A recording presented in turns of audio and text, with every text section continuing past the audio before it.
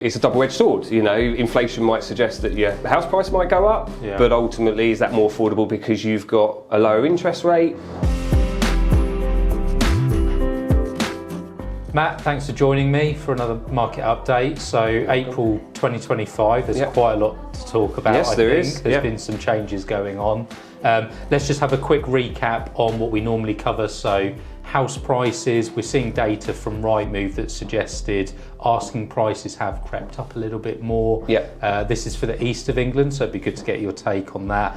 They're kind of indicating 1.4% increase in asking prices. Does that compare similar to our area? Yeah, I think there is a bit of a divide in locally to us in regards to what's performing and how. So you could probably argue sort of the lower end of the market might have even seen a higher increase than that. You know, not extremely different, but ultimately a bigger increase than what you've just stated. But again, on the bigger units, the bigger properties, more expensive properties, it perhaps haven't had the same reduction. So that's been balancing those numbers out, I suspect. So it's being driven at the bottom end at the moment because there is still a huge amount of a desire for first-time buyers to get on the marketplace.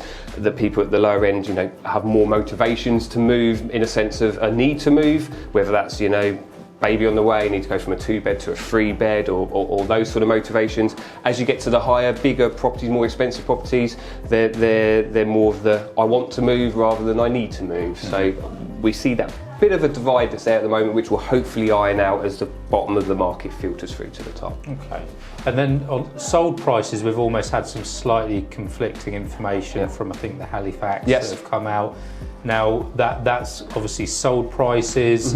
They're suggesting that prices have come down a touch. Yeah, they came out with a report to summarise the last month that they've come down slightly. At the end of the day, that is based on Halifax customers only.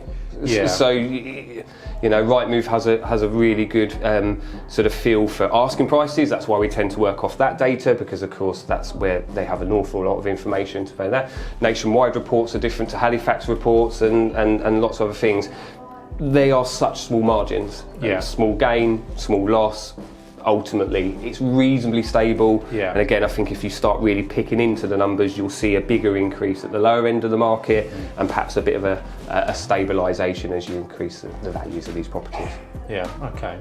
And then the big news is obviously at the moment around tariffs that are going on. And I think at valuations, you're getting asked a lot about how could this impact on future property prices. I guess interest rates massively comes into that. So what is, I know you've not got a crystal ball, but what's your general take on things? Yeah, it's interesting, isn't it? How many times over the last few years have we gone, oh, there's uncertainty about this, and it always seems to be a different subject. On this one, it's interesting. Obviously, we don't have the crystal ball.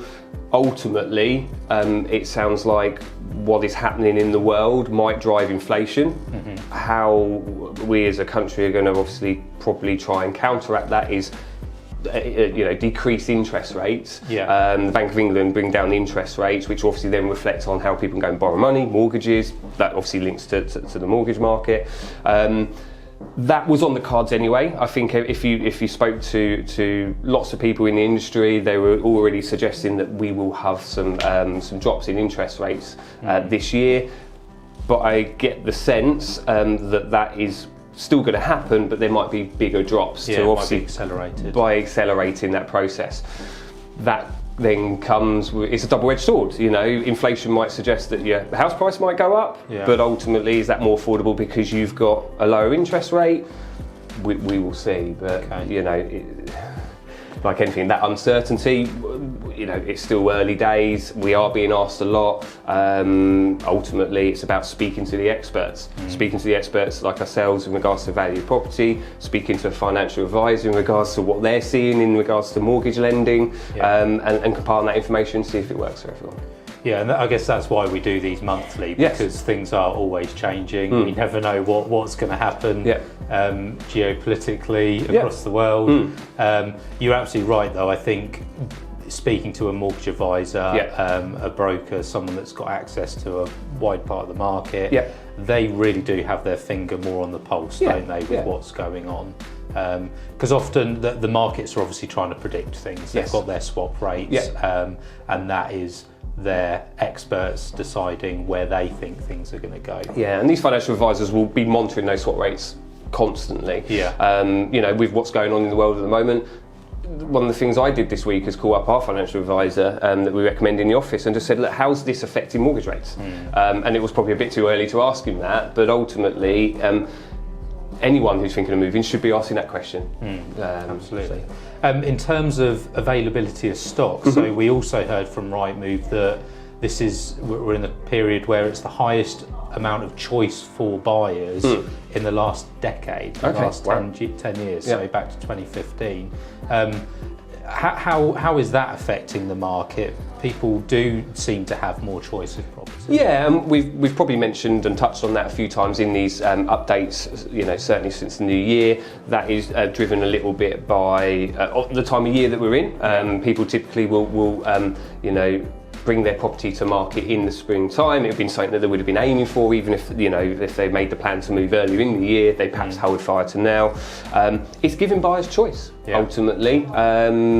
It's not necessarily stopping that growth in asking prices, as Rightmove suggests, but there is certainly still, you are, as a seller, still competing for buyers' interest. So that, again, is something you have to evaluate when pitching your house to the market, I guess you could say. Yeah, I mean, we've seen, so the stock levels have gone up, but we're actually also seeing an increase in the number of sales. Yes. So I think they're up about 9% on last year, the number of sales being agreed. So clearly there is still demand, and like you say, for this time of year, we do really, things start to ramp up, it starts to get busy. I think the best way, you can always jump into the numbers and find arguments for this or that, or be worried about what the future holds and everything. But I think what we can honestly say is we can sit here at the moment and see what's going on, and yes, it's a busy time of year for us, but ultimately what's happening is houses are coming on the market, they're getting interest pretty quickly, having a run of viewings, and offers are coming forward, and offers are being accepted, and people are getting their move done.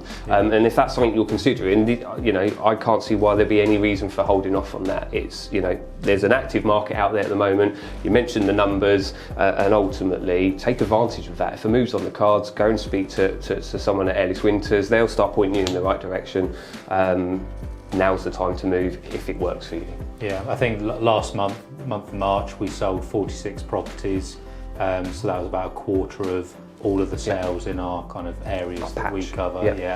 We're seeing still a very positive market. Definitely so. Yeah. Definitely. So if people are thinking of moving, how do they get that advice? What's the best route for them to?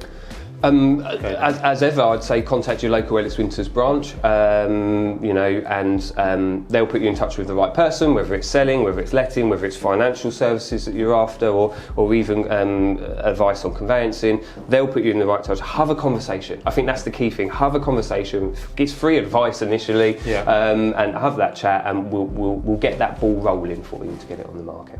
Great. Thanks, Matt. No trouble. Thanks for having me.